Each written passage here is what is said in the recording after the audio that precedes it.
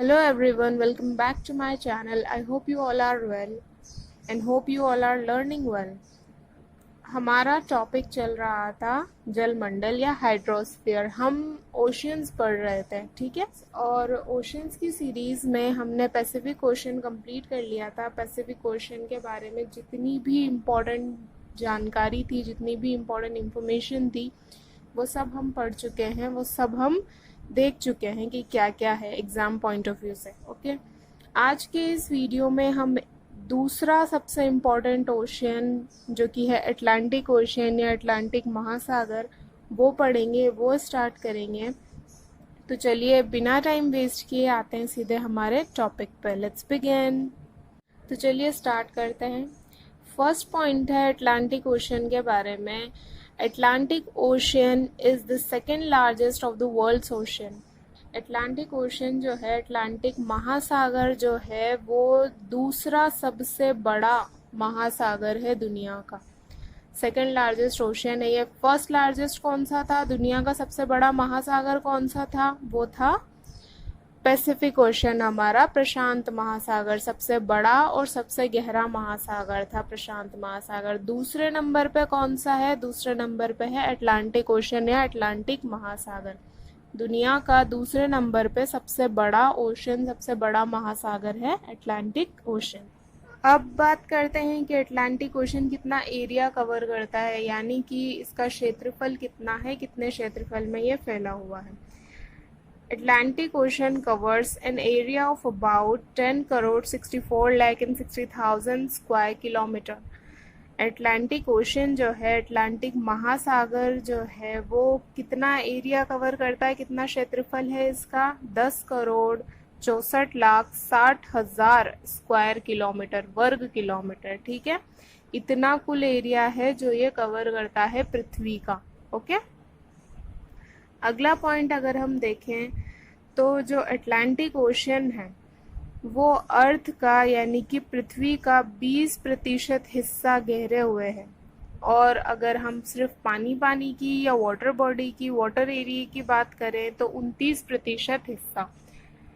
पूरी अर्थ का तो 20% हिस्सा अकेला अटलांटिक ओशन घेरे हुए है, और वाटर सरफेस एरिया है उसका 29%, 29% एरिया अटलांटिक ओशन घेरे हुए है।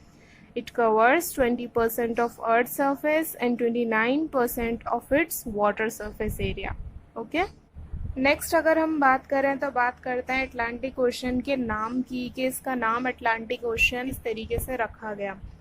तो अगर हम इसके नाम की बात करें तो इसका नाम ग्रीक माइथोलॉजी, या हम बोलें कि यूनान के जो पुराण हैं उसमें इसको एटलांटिस थलासा कहा गया है। क्या कहा गया है? एटलांटिस थलासा कहा गया है, जिसका मतलब होता है सी ऑफ एटलस, यानी एटलस का सागर। एटलांटिस थलासा से आगे चलकर इसका नाम क्या हो गया? अटलांटिक ओशन हो गया या अटलांटिक महासागर हो गया। ओके, नेक्स्ट हम बात करते हैं अटलांटिक ओशन के शेप की, कि अटलांटिक ओशन का शेप किस तरीके से है। तो ये एक एनलॉन्गेटेड एस शेप्ड ओशन है, कि लंबा, इस तरीके से आप इमेज में देख पा रहे होंगे कि ये एस शेप इस तरीके से बना रहा है, और ये लंबवत आकृति में है। तो ये लंबवत आकृति में एस शेप का ओशन है, जो कि सेपरेट करता है ओल्ड वर्ल्ड को न्यू वर्ल्ड से। It separates the old world from the new world. अब ये ओल्ड वर्ल्ड और न्यू वर्ल्ड क्या है? नई दुनिया और पुरानी दुनिया। तो जो हमारा एशिया, अफ्रीका और यूरोप वाला एरिया है वो तो है हमारी पुरानी दुनिया, यानी कि ओल्ड वर्ल्ड। और जो हमारा अमेरिकाज वाला एरिया है, नॉर्थ अमेरिका, साउथ अमेरिका, उत्तरी अमेरिका और दक्षिणी अमेरिका वाला, वो है हमारी नई दुनिया, ठीक है। यूरोप, एशिया और अफ्रीका तो है हमारा ओल्ड वर्ल्ड, और अमेरिकाज वाला एरिया है न्यू वर्ल्ड, नई दुनिया। अब ये नई दुनिया और पुरानी दुनिया कैसे? तो आप ये समझ सकते हैं कि जो ये यूरोप, एशिया और अफ्रीका वाला एरिया है, इसकी खोज पहले की गई थी, यानी कि यहाँ पर इंसानों ने रहना पहले चालू किया था, यहाँ पर ज़िंदगी की शुरुआत पहले हुई थी, और अमेरिकाज की खोज बाद में हुई। यहाँ पर ज़िंदगी की शुरुआत बाद में हुई, इसलिए अमेरिकाज वाले एरिया को हम न्यू वर्ल्ड कहते हैं, नई दुनिया, और यूरोप, अफ्रीका और एशिया वाले एरिया को हम कहते हैं ओल्ड वर्ल्ड, यानी कि पुरानी दुनिया। तो ये नई दुनिया को पुरानी दुनिया से अलग करता है, इनके बीच में से है ये अटलांटिक ओशन, इन दोनों को एक दूसरे से क्या करता है, ये अलग करता है। ओके, नेक्स्ट अगर हम बात करें अटलांटिक ओशन की डेप्थ की या अटलांटिक ओशन की गहराई के बारे में कि इसकी एवरेज डेप्थ कितनी है, एवरेज इसकी गहराई कितनी है, तो अटलांटिक ओशन की जो एवरेज डेप्थ है वो है 3646 मीटर, 1646 मीटर इसकी औसत गहराई है। तो उच्चावच वाले में, ओशनिक फ्लोर वाले वीडियो में हमने समझा था कि महासागर या ओशन जो है वो अंदर से बिल्कुल एक तरह का नहीं होता, एक समान नहीं होता, कहीं ज़्यादा गहराई होती है, कहीं कम गहराई होती है। तो इसकी एक औसत गहराई, एक एवरेज डेप्थ निकाली गई है जो कि है 3646 मीटर। ठीक है, और अगर हम इसकी मैक्सिमम डेप्थ की बात करें या इसकी अधिकतम गहराई की हम बात करें तो मैक्सिमम डेप्थ इसकी है 8376 मीटर, 8376 मीटर इसकी अधिकतम गहराई है। मैक्सिमम डेप्थ है इसकी 8376 मीटर्स। ओके, इससे ज़्यादा गहराई पर, इससे ज़्यादा डेप्थ पर अटलांटिक ओशन नहीं है। तो हम कह सकते हैं कि ये दूसरे नंबर पे पृथ्वी का, दूसरे नंबर पे वर्ल्ड का सबसे गहरा ओशन है। पहले नंबर पे कौन सा था? पहले नंबर पे था पैसिफिक ओशन, करीबन 11,000 मीटर उसकी मैक्सिमम डेप्थ थी, और इसकी कितनी है 8376 मीटर्स। नेक्स्ट हम बात करते हैं अटलांटिक ओशन में ट्रेंच की या अटलांटिक ओशन में गर्त की। तो ट्रेंच और गर्त के बारे में हम ऑलरेडी समझ चुके हैं हमारी ओशनिक फ्लोर या उच्चावच वाली वीडियो में कि ट्रेंच क्या होते हैं, गर्त क्या होते हैं। ओशियंस में या महासागरों में जो सबसे गहराई पर गहरे बिंदु होते हैं या जो सबसे डीपेस्ट पॉइंट होते हैं उसको हम क्या कहते हैं, उसको हम बोलते हैं ट्रेंच। तो हमने, याद होगा आपको, पैसिफिक ओशन में भी हमने बात की थी ट्रेंच के बारे में, मैरियाना ट्रेंच के बारे में बात की थी, जो सबसे गहरा बिंदु था चैलेंजर डीप और मैरियाना ट्रेंच के बारे में पैसिफिक ओशन में। उस तरीके से अटलांटिक ओशन में भी कुछ गर्त हैं, कुछ ट्रेंच हैं जिनके बारे में हम बात करेंगे। तो अगर अटलांटिक ओशन में हम डीपेस्ट ट्रेंच या गर्त की बात करें तो अटलांटिक ओशन में जो गर्त है, जो ट्रेंच है, वो है प्यूर्टो रिको। क्या है? Puerto Rico. प्यूर्टो रिको इसका नाम है। अब प्यूर्टो रिको जो है, आप जिस तरीके से इमेज में आप देख पा रहे होंगे, ये 800 किलोमीटर लंबा है, अप्रॉक्सीमेटली 800 किलोमीटर लंबा है ये इस तरीके से। और इसके अंदर भी एक डीपेस्ट पॉइंट है, इसके अंदर भी एक सबसे गहरा बिंदु है प्यूर्टो रिको के अंदर, जिसको हम कहते हैं मिल्वाके डीप। क्या कहते हैं? मिल्वाके डीप। इसके अंदर जो सबसे गहरा बिंदु है, जैसे कि मैरियाना ट्रेंच में चैलेंजर डीप था, यहाँ पर है मिल्वाके डीप। मिल्वाके डीप की गहराई कितनी है? 8376 मीटर, 8376 मीटर मिल्वाके डीप की गहराई है। ठीक है, ये सबसे गहरा बिंदु है अटलांटिक ओशन का, जो कि किस पे है? प्यूर्टो रिको ट्रेंच पे है। ओके, तो अटलांटिक ओशन की अगर हम सबसे गहराई की बात करें, गहराइयों में अगर हम जाएं तो प्यूर्टो रिको आता है, और प्यूर्टो रिको के अंदर भी और गहराई में अगर हम जाएं तो मिल्वाके डीप आता है। ओके, मिल्वाके डीप और प्यूर्टो रिको के बाद अगर हम दूसरे सबसे गहरे गर्त या दूसरे सबसे गहरे ट्रेंच की हम बात करें अटलांटिक ओशन में, तो वो है साउथ सैंडविच ट्रेंच। अब इसका नाम बड़ी आसानी से आपको याद हो जाएगा, सैंडविच सबका फेवरेट होता है। तो साउथ सैंडविच ट्रेंच जो है वो सेकंड डीपेस्ट ट्रेंच है किसका? अटलांटिक ओशन का। दूसरा सबसे गहरा गर्त है अटलांटिक ओशन का, जो कि कहाँ पर है? ये है सदर्न अटलांटिक ओशन में। जो दक्षिणी अटलांटिक ओशन है, दक्षिणी अटलांटिक महासागर है, वहाँ पर ये स्थित है, इस जगह पर ये है। ठीक है, साउथ सैंडविच ट्रेंच। और ये दूसरा सबसे गहरा गर्त है अटलांटिक ओशन का। ठीक है, दूसरा सबसे गहरा बिंदु है अटलांटिक ओशन का। पहला कौन सा है? पहला है प्यूर्टो रिको। प्यूर्टो रिको के अंदर है मिल्वाके डीप, एक जगह है जहाँ ठीक है। प्यूर्टो रिको की गहराई को हम क्या बोलते हैं, मिल्वाकी डीप। और दूसरा है साउथ सैंडविच ट्रेंच। ओके, दो ये बहुत इंपॉर्टेंट ट्रेंच है, या दो ये बहुत इंपॉर्टेंट गर्त है जो आपको याद रखना है अटलांटिक ओशन के बारे में। जैसे कि हमने पैसिफिक ओशन में मैरियाना ट्रेंच याद रखा था, वैसे ही अटलांटिक ओशन में हमें प्यूर्टो रिको और साउथ सैंडविच ट्रेंच याद रखना है।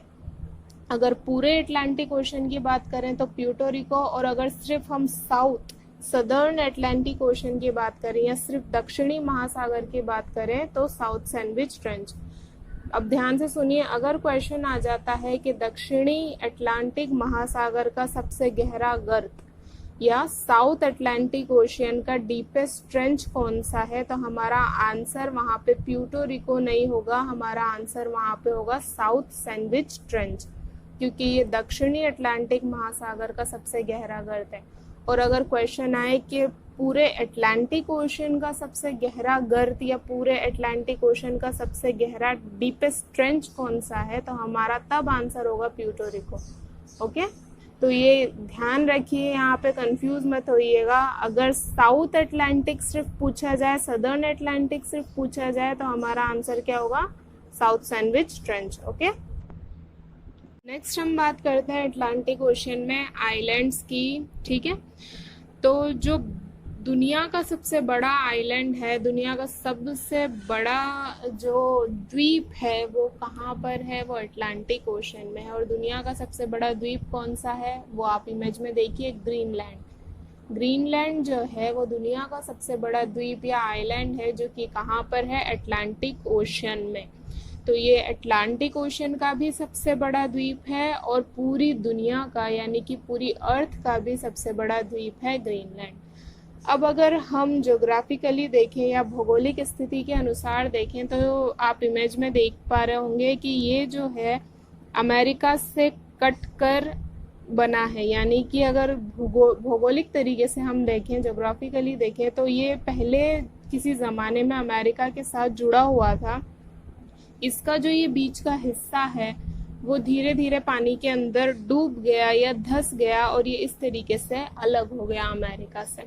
लेकिन अगर हम इस पर अधिकार की बात देखें कि वर्तमान में इस पर किसका अधिकार है या अभी इस पे अथॉरिटी किसकी है, तो इस पर अधिकार अमेरिका का नहीं है, इस पे अधिकार डेनमार्क का है।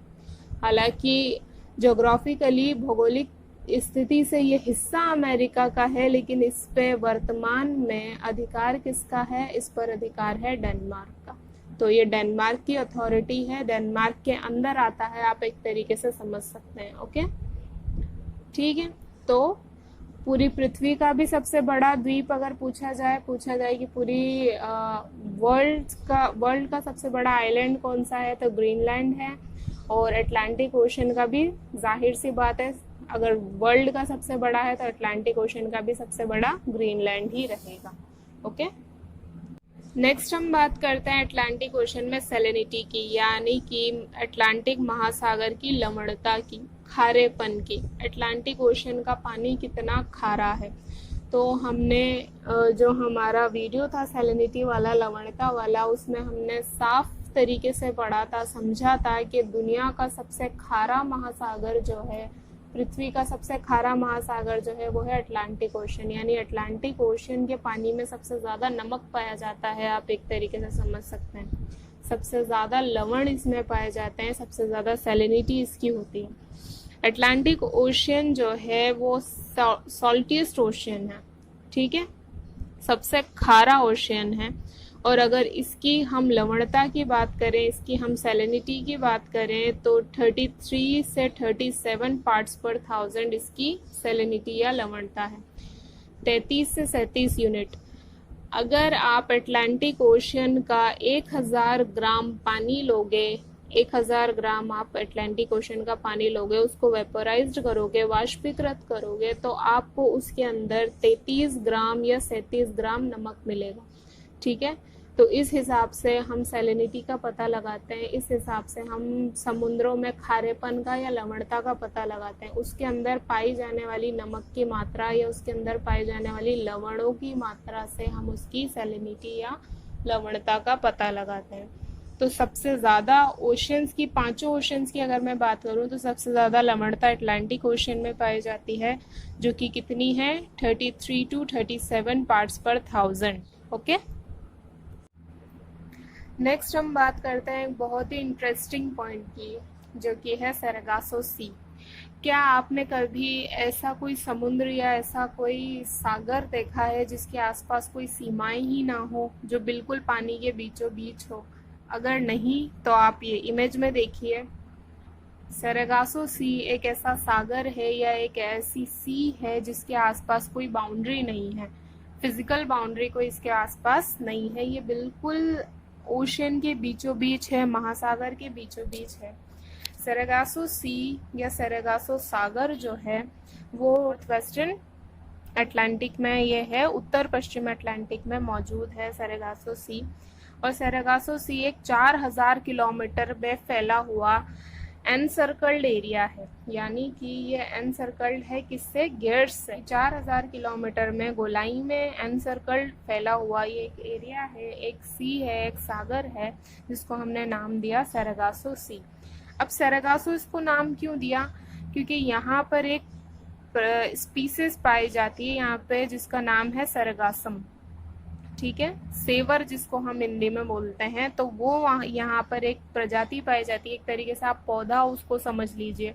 तो वो ब्राउन कलर की होती है और इस तरीके से इसको घेरे हुए है, इसकी बाउंड्री बनाए हुए है, जिसको हमने इसकी बाउंड्री मान लिया। अब इसका पानी दूसरे जो बाकी का जो आसपास का ओशन है उसके पानी से भी अलग है, इस वजह से हमने इसको अलग नाम दे दिया, इसको हमने बोल दिया सरेगासो सी। इसकी बाउंड्री किसने करी हुई है? इसकी जो बाउंड्री की हुई है वो सरेगासम नाम की एक स्पीसीज ने, एक प्रजाति ने करी हुई है, जो कि ब्राउन कलर की होती है, जो इसके आसपास तैरती रहती है, ठीक है, उसने इसकी बाउंड्री की हुई है। तो ये महासागर के बीचों बीच एक सागर है जिसकी कोई फिजिकल बाउंड्री नहीं है, पानी भी अलग है, बिल्कुल काम ब्लू वाटर है इसमें, बिल्कुल काम और ब्लू वाटर है इसमें, यानी कि शांत और नीला पानी इसका आपको मिलेगा। और इसका पानी जो दूसरा आसपास का जो महासागर है उससे अलग आपको नजर आएगा, ठीक है। तो सरेगासो सी के बारे में आपको समझ आ गया। ओके, नेक्स्ट पॉइंट जो है हमारा वो है मिड अटलांटिक रिज। ये भी बहुत इम्पोर्टेंट पॉइंट है, मध्य अटलांटिक कटक। इसके बारे में हमने जो ओशनिक फ्लोर वाला जो हमारा वीडियो था, उच्चावच वाला जो हमारा वीडियो था महासागर के, उसके अंदर बहुत ही अच्छी तरीके से हमने समझा था। अगर आपने नहीं देखा है तो पहले वो आप देखिए। रिज क्या है, मध्य अटलांटिक कटक। तो जैसा कि हमने उसमें समझा था कि जब दो टेक्टोनिक प्लेट एक दूसरे से दूर जाती हैं तो जो ज़मीन के अंदर जो लावा भरा हुआ है वो बाहर निकलता है, और जैसे जैसे वो लावा बाहर निकलता है तो इस तरीके से कुछ शेप बनते जाते हैं।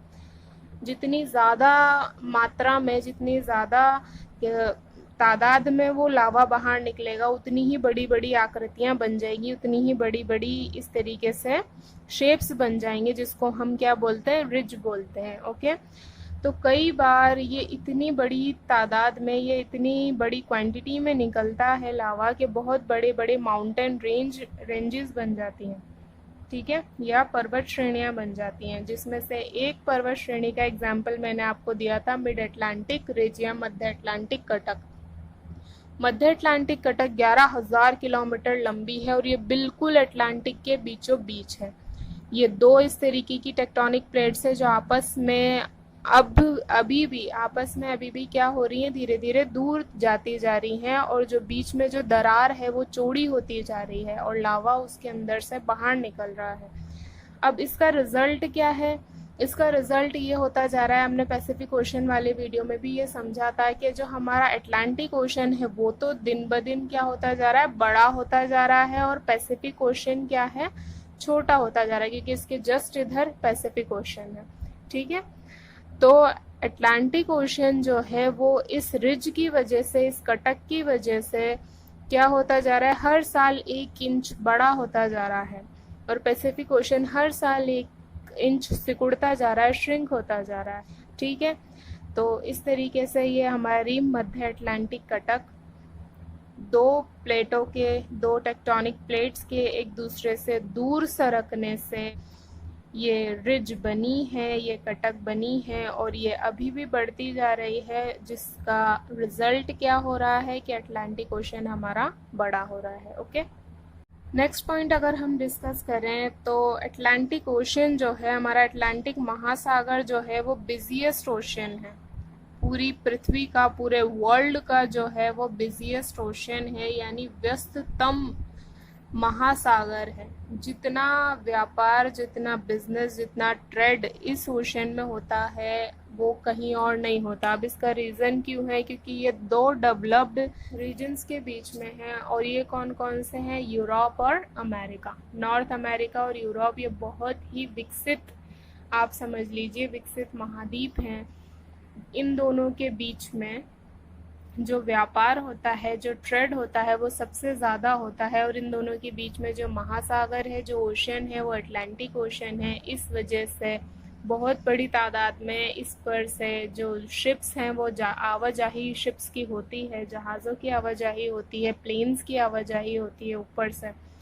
तो ये सबसे बिजिएस्ट ओशन आप मान सकते हैं। कई बार क्वेश्चन आता है सबसे बिजिएस्ट ओशन कौन सा है वर्ल्ड का, या सबसे व्यस्ततम महासागर कौन सा है दुनिया का, तो हमारा आंसर क्या होगा? Atlantic ocean. क्यों? क्योंकि ये नॉर्थ अमेरिका और यूरोप के बीच में है, जो कि सबसे ज़्यादा विकसित महाद्वीप हैं और जिनके बीच सबसे ज़्यादा व्यापार होता है। ओके, अब आ गया है वापस से वही खूबसूरत टॉपिक जो हमने लास्ट पैसिफिक ओशन में डिस्कस किया था, बैरियर रीफ।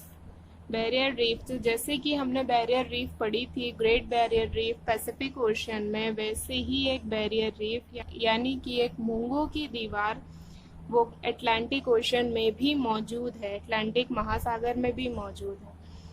अटलांटिक ओशन में जो बैरियर रीफ है वो सेकंड लार्जेस्ट, वर्ल्ड की सेकंड लार्जेस्ट बैरियर रीफ है। पहली कौन सी थी, लार्जेस्ट कौन सी थी? पैसिफिक ओशन में जो थी ग्रेट बैरियर रीफ, वो दुनिया की सबसे बड़ी बैरियर रीफ थी। और दूसरे नंबर पे कौन सी है? दूसरे नंबर पे अटलांटिक ओशन में मौजूद है बैरियर रीफ, जिसको हमने क्या नाम दिया? जिसको हमने ग्रेट माया रीफ नाम दिया है। क्या नाम दिया है? ग्रेट माया रीफ। इसको हम एक और नाम से पुकारते हैं जो कि है meso American reef, meso American reef system. तो या मेसो अमेरिकन रीफ सिस्टम आए क्वेश्चन पेपर में, या ग्रेट माया रीफ आए, दोनों का मतलब एक ही है। जो अटलांटिक ओशन में बैरियर रीफ पाई जाती है उसी के ये दो नाम हैं। 1000 किलोमीटर के एरिया में ये इस तरीके से फैली हुई है। कहाँ पे? 1000 किलोमीटर के एरिया में इस तरीके से फैली हुई है, और ये अमेरिका में मैक्सिको के बिल्कुल कोने पर इस तरीके से है। ठीक है, बैरियर रीफ क्या होती है ये तो आप जानते हैं, हम पैसिफिक ओशन में समझ चुके हैं बहुत अच्छी तरीके से बैरियर रीफ क्या होती है। ठीक है, सेकंड लार्जेस्ट बैरियर रीफ है ये, 1000 किलोमीटर के एरिया में या 1000 किलोमीटर के क्षेत्र में ये फैली हुई है, और ये मैक्सिको के इस तरफ है, जैसे कि आप इमेज में देख पा रहे होंगे। मेसो अमेरिकन रीफ भी इसको कहते हैं और ग्रेट माया रीफ भी इसको कहते हैं। ओके, नेक्स्ट पॉइंट अगर हम डिस्कस करें तो ये बड़ा ही इम्पोर्टेंट पॉइंट है, या बड़ा ही इंटरेस्टिंग पॉइंट है, आई वुड रेदर से। इसमें बड़ा ही आपको इंटरेस्ट आने वाला है समझने में, तो वो है बरमूडा ट्रायंगल। बरमूडा ट्रायंगल को हम डेविल्स ट्रायंगल भी कहते हैं। अब डेविल्स ट्रायंगल क्यों कहते हैं?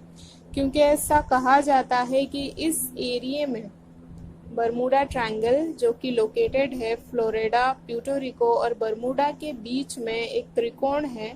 फ्लोरिडा, प्यूर्टो रिको और बरमूडा के बीच में ये एक त्रिकोण या ट्रायंगल की तरीके से इस एरिया में पहले के टाइम में कई सारे शिप्स और कई सारे प्लेन्स गायब हुए हैं।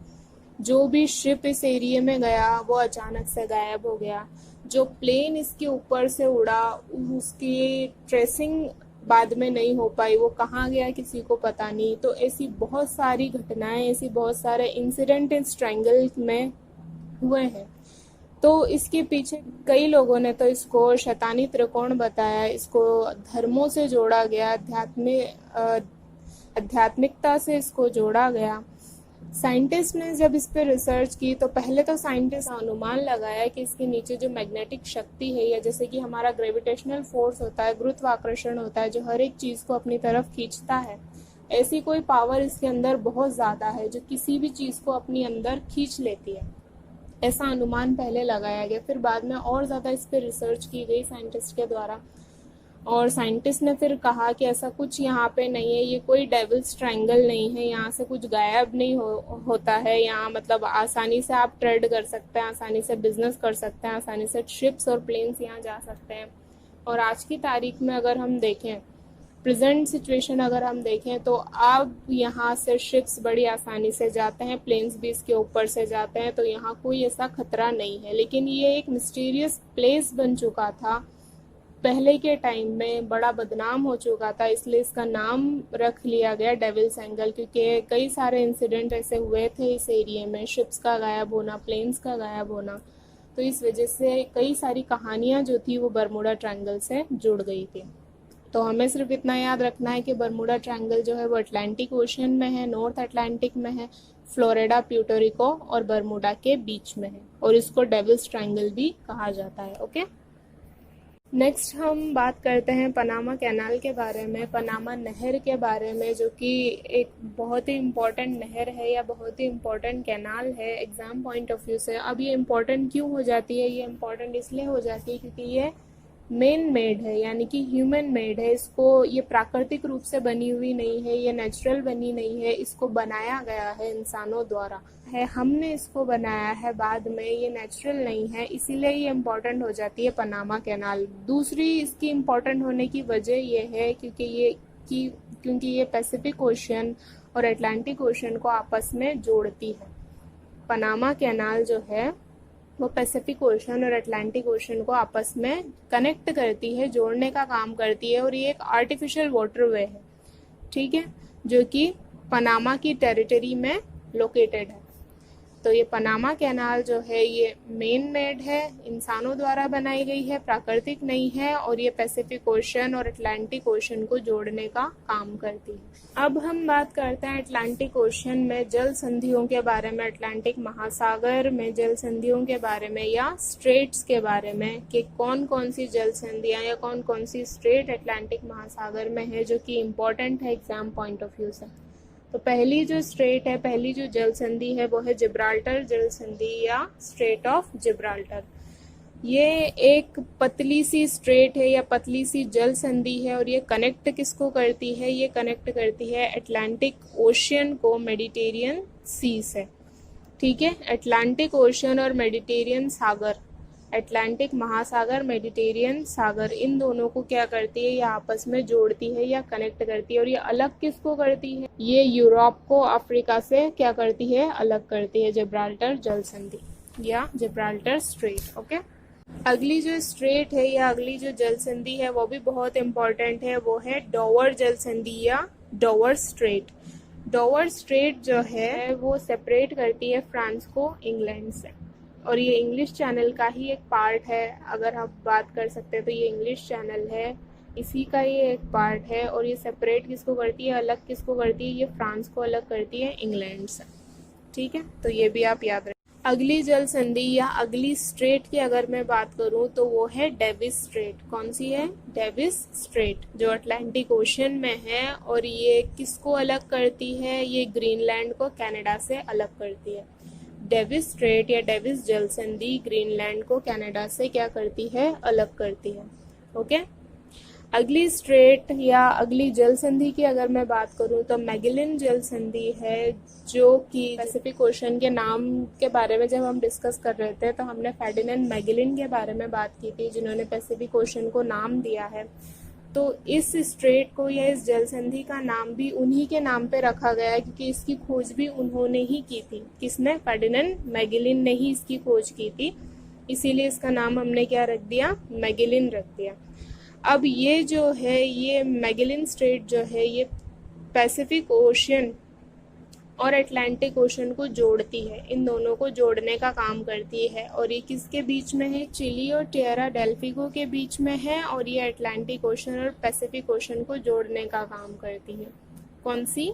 कौन सी स्ट्रेट? मैगेलन स्ट्रेट या मैगेलन जल संधि। तो ये थे कुछ 20 इम्पोर्टेंट पॉइंट्स या 20 इम्पोर्टेंट क्वेश्चन जो कि बहुत इम्पोर्टेंट है एग्ज़ाम पॉइंट ऑफ व्यू से या एग्ज़ाम क्राइटेरिया से, जो आपको जानने बेहद ज़रूरी है अटलांटिक महासागर या अटलांटिक ओशन के बारे में, अगर आप कंपटीशन एग्ज़ाम के लिए लिटरली तैयारी कर रहे हैं तो हर एक पॉइंट बहुत ज़रूरी है, हर एक पॉइंट आपको याद रखना ज़रूरी है। नेक्स्ट जो हमारा वीडियो आएगा उसमें हम डिस्कस करेंगे इंडियन ओशन के बारे में, जो कि तीसरा सबसे इम्पोर्टेंट ओशन, तीसरा सबसे इम्पोर्टेंट महासागर है।